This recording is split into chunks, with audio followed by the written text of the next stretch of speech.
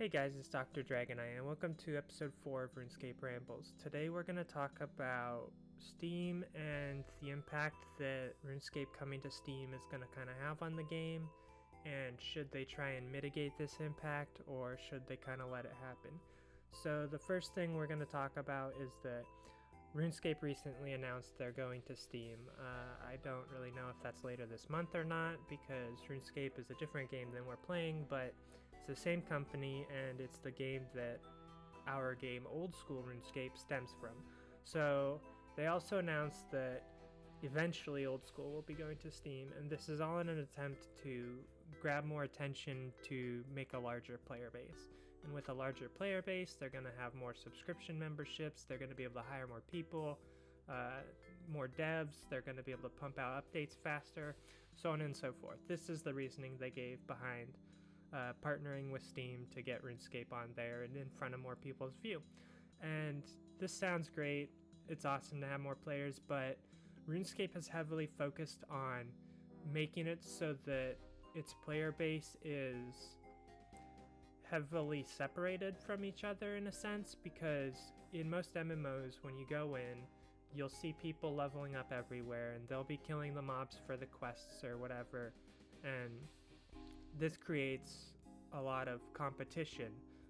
It makes it so that you can't just kill a monster normally, you have to kill a monster fast enough so that you can attack the next one before somebody else does, and all these other sorts of little intricate things where it's like you'll be talking to somebody because there might be like some time standing around waiting for a monster to spawn because there's only like 2 or 3 of them and there's 2 of you there killing them, and these are things that RuneScape has really strived to prevent. They don't want people feeling like they're locked out of the game because other people are playing around them.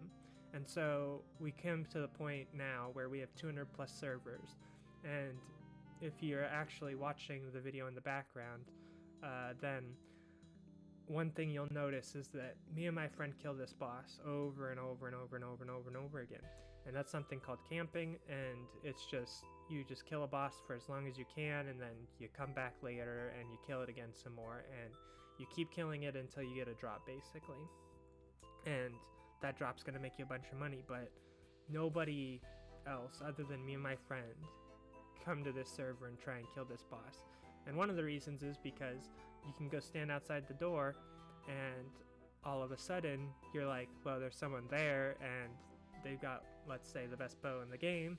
There's no way I'm going to get the kill, so I should just go to a different server and not even try. But the fact of the matter is that if there wasn't so many servers, people would have to try. And once you add a bunch of new players into the game, then eventually this boss is going to be crowded on every server because they're trying to always increase the numbers of the players.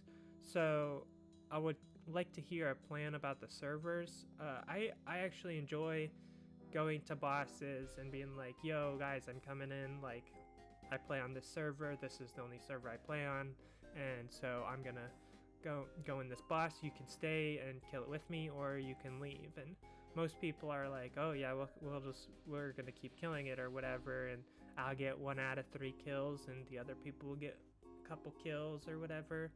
And it's really how I believe the game should be played, is that you should go talk to people when they're in the areas that you're trying to play the game in, and you should make little banter comments and stuff, because that's why it's an MMO. If it was a solo game, then there would be no point in having anybody like playing around you and stuff. And one thing we're gonna find is that when a bunch of new players come into the game, it really is gonna get crowded. It's gonna get crowded in the mid-level content, it's gonna get crowded in the early game content, and a year or 2 down the line, the end game content is gonna be super crowded, because you don't even have to get your levels all the way to max level to do end game content. So it's going to be very interesting to see if they add new servers. I would actually say that Ironmen at this point deserve their own servers.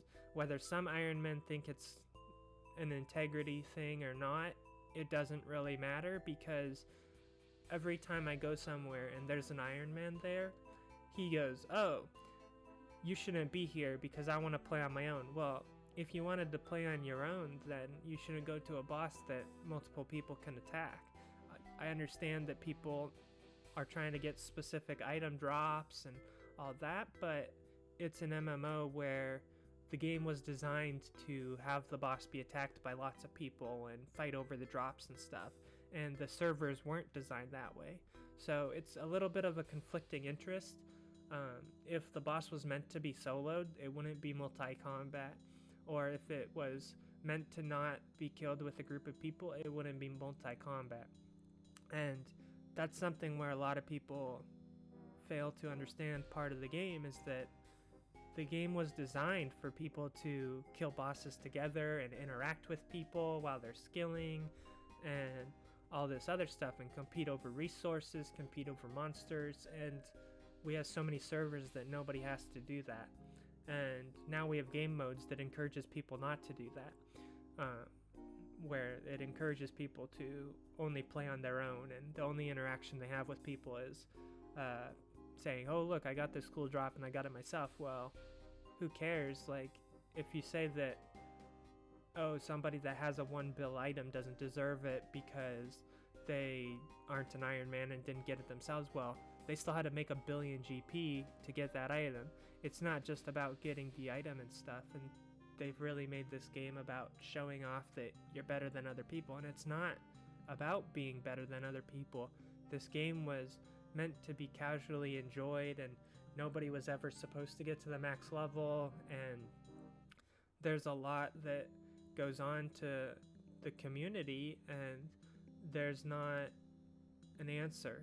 We don't know that Jegex's stance is that they think that players should be interacting with each other, or that, you know, they think their game is more of a standalone game where you can just talk to people. So what's the point of having all these servers to separate players? If you're trying to get so many more players to join the game, you're gonna have to make more servers. So if RuneScape wants to stay the same way it is now, I would recommend that Jagex adds more servers, and especially adding some Iron Man only servers, where Iron Men who go to those servers understand that everybody's an Iron Man on it, and that they'll have their own respect for each other, or they won't. And some people don't play the game the way it was intended. They like to play it their own fun way. So do you like to play on your own, or do you like to play with a bunch of other people and interact with them constantly and stuff? Let me know in the comments down below. If you enjoyed the video, don't forget to like and subscribe, and my Twitch channel is down below, so if you ever feel like stopping by, we're gonna, as I get closer to getting my max cape, we're going to try and start some community bossing events and get a lot of people playing together, and maybe doing these kind of bosses where everybody can just jump in and have some fun and learn a boss and do it with a bunch of people. Maybe they know them, maybe they don't, but we're gonna try and make it work out. So go ahead and follow the Twitch channel in the link in the description, and I hope you guys enjoyed the video.